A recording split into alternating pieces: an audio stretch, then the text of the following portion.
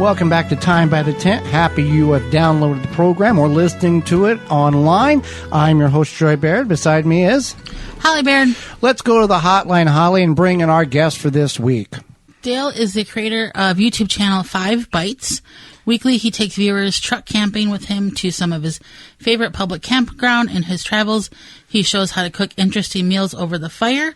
Welcome to the program, Dale. Well, thank you so much for having me, you guys. I'm excited to be here. Well, we thank you for taking time out of your day. And I'll start with this. You talk in your videos that in the past you've camped in a tent and then a camper, but now you choose to truck camp. Why did you choose this method of camping versus the other ones? Well, it's I guess a multi-layered answer, for lack of a better term. Tent camp for years, yes. But I'm getting just in all honesty, I'm getting up there in age, and I have arthritis. I have a bad knee. So pitching a tent has become difficult from getting up off of the ground, just harder to stand up. I was contemplating getting another camper, but now currently I live in, a neighborhood that has an HOA. So that would be paying to store it somewhere when I'm not using it. And truck camping, I saw it online, is getting very popular. And I go, well, I've got a truck. Let's give it a shot. And I haven't looked back. Since. It's just been fantastic. It definitely looks like a lot of fun and convenient. So starting campfires can be challenging. We typically use a wadded piece of paper. You use duct tape to start your fire. How does that work? How do you prepare the duct tape, and where did you learn this trick? All right. Well, I'll go with the shorter answer to that question. Preparing the duct tape, I try to explain it the best I can from time to time on the videos. But imagine a Christmas bow. It's kind of confined, but yet with the way the ribbons loop, there's a lot of surface area. Now, if you just compact it into a ball and try to light it, you're going to have problems. But duct tape itself is actually highly flammable, and it's been used as – I'm surprised more people don't use it, to be perfectly honest. It's a very good fire starter. But how I learned about it was about, 30 years ago or better. And it was just by accident. My brother and my cousin used to fish and camp a lot on the weekends. We'd go down there and spend the weekend camping by the lakes. And at one point in time, for one reason or another, we just didn't have anything to start a fire with. I mean, we had lighters and stuff like that, but and we used to use newspaper like you do, and no one brought any. So we're half an hour away from any place we can buy anything. And my cousin, who worked a lot in maintenance, said, "Hey, I got an idea." So he went to his truck, came back with a roll of duct tape. And my eyebrows went up. I'm like, "Are you kidding me? Tape?" And he goes, "Yep, this stuff is flammable. You wouldn't believe it." And boom, it worked like a champ. And then over the years, I'd always carry it with me. And then over the years, I just made that my go-to fire starter. Well, some of the best lessons are the ones that are learned unexpectedly, I guess. Absolutely. I want to go back to your camping, your truck camping. For people who are not into camping at all and they think, a tent's expensive, a camper's more expensive, the back of the truck, well, I got to do a certain thing to the back of the truck. You really don't, do you? There's technically no. But if you got a decent seal, well, if you go when it's not raining, it doesn't matter if you've got a good seal or not. You're just, it's more of like a safe space and keep the bugs off of you. The best suggestions I'd have is you do want some kind of padding on the bottom of your truck. Because, majority of all trucks out there, their beds are not flat. They've got those ridges in there, and that is uncomfortable. So just a simple air mattress, or actually maybe a couple of cargo blankets, just something to give you some padding.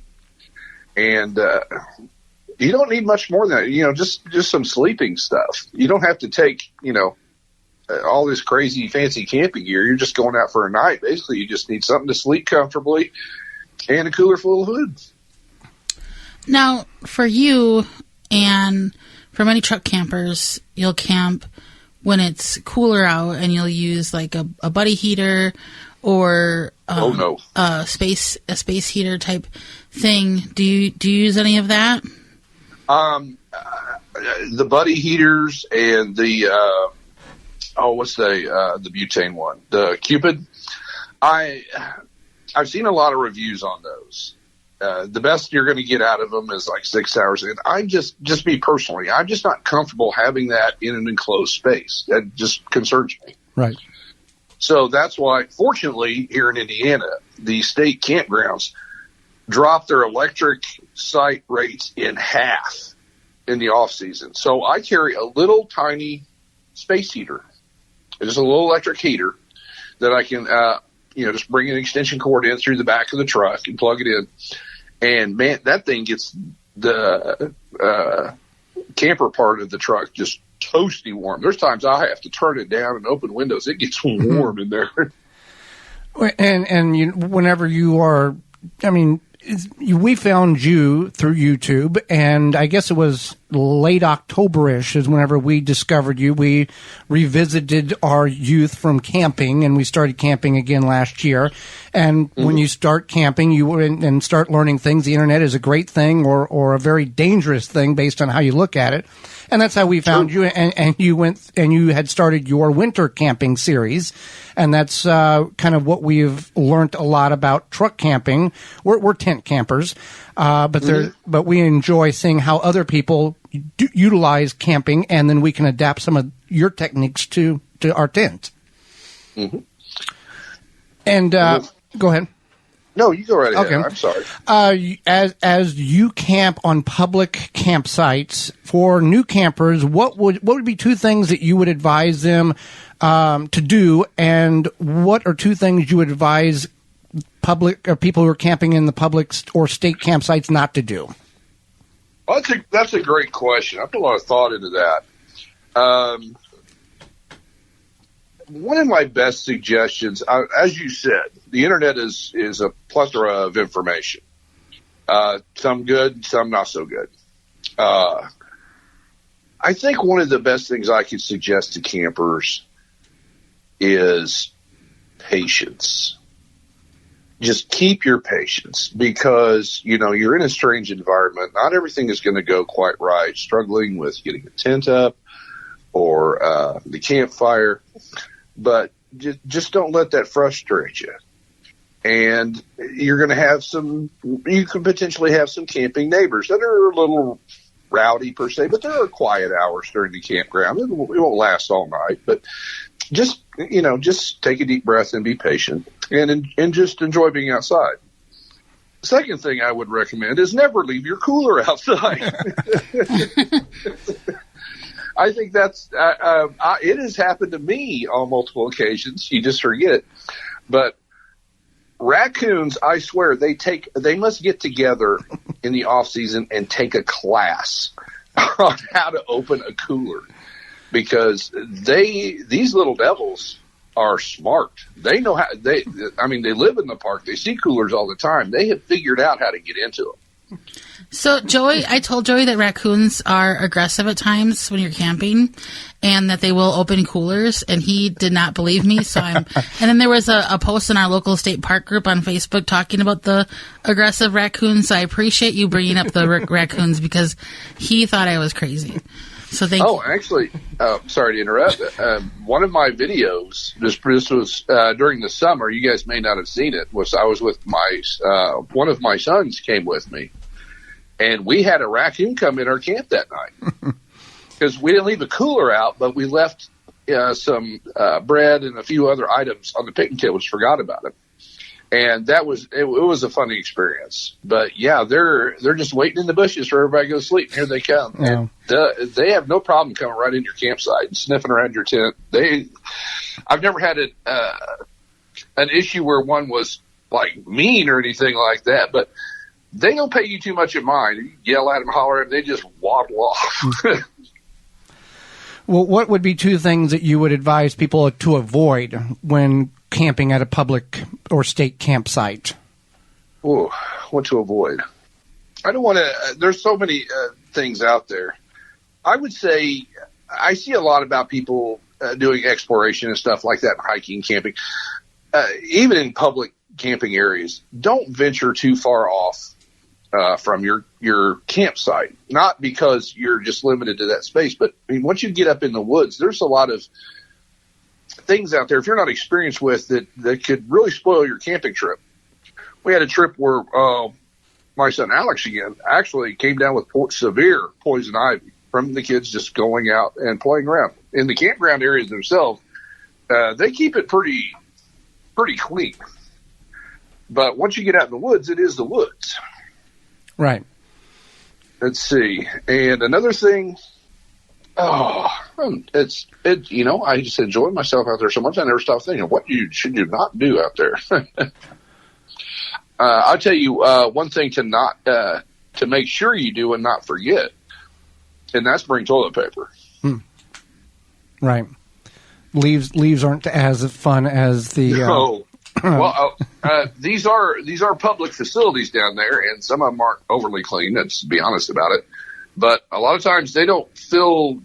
They run out of toilet paper. Right. So. Better to be prepared because roll of toilet paper is a few ounces, and if you run out of duct tape, you can use that to start the fire too. Yeah. Go ahead. Yeah. One other thing about what not to do is this is a lesson that was taught to me when I was growing up, and I've seen it on other camping videos and stuff like that. You get to a campsite and it's just people leave their garbage behind. Mm-hmm. The one tip I want to give to everybody is, well, don't do that, but you want to leave nothing but tracks. Right. So just please police your area. You brought it in, bring it out. It's easy. And some people, no matter what you say to them, doesn't faze them at all. And then people like us have to come in and clean up behind them to try to make things look the way they're supposed to. Yeah, you're absolutely right. Fantastic. So you've shared that you've camped with your kids, and I grew up camping myself with my family at state parks here in Wisconsin, and it's really great memories made and things that that stick with you throughout your lifetime. What would you say are some few good camping with kid tips so that they want to camp again and they're not like, I'm never doing this ever again? What are some good comfort tips for kids? Well, what I found was with my kids, and total 6, I wanted to I involved them as much as possible in the entire camping experience. From letting them, okay, here's our campsite, and don't put them to work right away, right when you hop out of the car. Everybody stretch their legs. Oh, this is nice. This is pretty. But let them decide, well, where do you want your tent to go? And you can coax them, being right. The adult. All right, now, let me show you. Let's get your tent put up. How do you want your mattress or air mattress or sleeping bag? How do you want it positioned in the tent? Just make them and that's just a stepping stone. And then they can, and if possible, have them help with dinner. Not so much you're forcing them to do it, but say, hey, I need your help. And my kids just loved it. And we got to the point where as soon as we hit the campground, they're hopping out of the cars, grabbing their tents and arguing over where my tent's going here, my tent's going here. And then, who's going to help with, getting the picnic table ready and so on and so forth. And at the same time, kind of let them just be kids. Right. It's a new environment for them. Let them hoop, let them holler, let them, because you want to wear them out. Yeah. That's a tip for parents. That is a parental tip. You want to wear them out. Now, you said that each of your children had their own tent. Is that something that you would recommend, or is it more keen towards the personality or how the child reacts, whether they sleep in or? I'll expand on that a little bit. When I said they each had their own tent, because just because a lot of people just don't know that you're limited to how many tents right. That you can have on a campsite. At that time, it was 3. So we had 1 tent for the girls, 1 tent for the boys, 1 tent for the adults, and it never failed 1 or 2 of the kids would end up in our tent anyway. So, But as far as tents in general, and you're probably being tent campers, you're probably aware of this, that if people are wanting to get into tent camping, make sure you get a tent that's one person bigger than you think you need. Right. Unless you really like the person you're with. Exactly. Yeah. Well, as you talked about your truck camping, you've done a couple of videos on YouTube in regards to what's in the back of your truck in the camping. Yes. Very simplistic. Some people we see on YouTube have everything that you can imagine, but yours is very simple. Would you mind going over a couple of what you take, which is not much, and that doesn't have. It can be, you can take a lot. You're hauling it yourself, or you don't have to take much. You're absolutely right about that. There's no rules to camping. If you think you need it, you want to take it, go ahead. You're the one hauling it down there, and you're the one that have to haul it back. Now, what I have learned since I started the truck camping, if you look way back early on, I think my very first video I put out, I opened up the back of that truck. I think it's stuffed to the gills. I've gotten rid of 2/3 of that stuff now. It's just been a learning process of what I do need or what I think I need, or this is what you really need. But my setup is really simple. I've got currently, I say currently because I'm getting ready to redo my build. And I'll explain that in a minute. But currently I went out and found a twin bed with a four post or metal feet twin bed, and then cut the legs down so it fits over the wheel well. Because to me, party camping, one of the most important things is getting a good night's sleep. And by golly, I sleep well in the back of that truck. But I'm actually going to be switching over to an air mattress. Because the one thing I have learned about truck camping, for me personally, and what I miss the most, is the ability to sit upright. Because space is a premium in the back of a truck camper. And, and I'm just a little over 6 feet tall. So, just even cutting with the feet cut down on the bed that I have, sitting on the edge of it, I still cannot sit up straight. I mean, I'm still hunched over. But I'm making some modifications to address that. That's what's great about truck camping. You can build it any way you want to. It's wide open.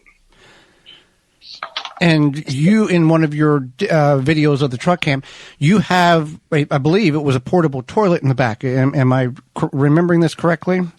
That is correct. Okay. I do have a camp toilet I take with me because it goes back to one of the reasons I am truck camping versus tent camping with issues with my knee. In all honesty, one of the hardest things about truck camping, or difficult, is getting in and out. Mm-hmm. And at my age, there's a lot of times that especially sitting around the campfire, you have 2 or 3 beers. You need to empty your bladder at 3 or 4 o'clock in the morning. Right.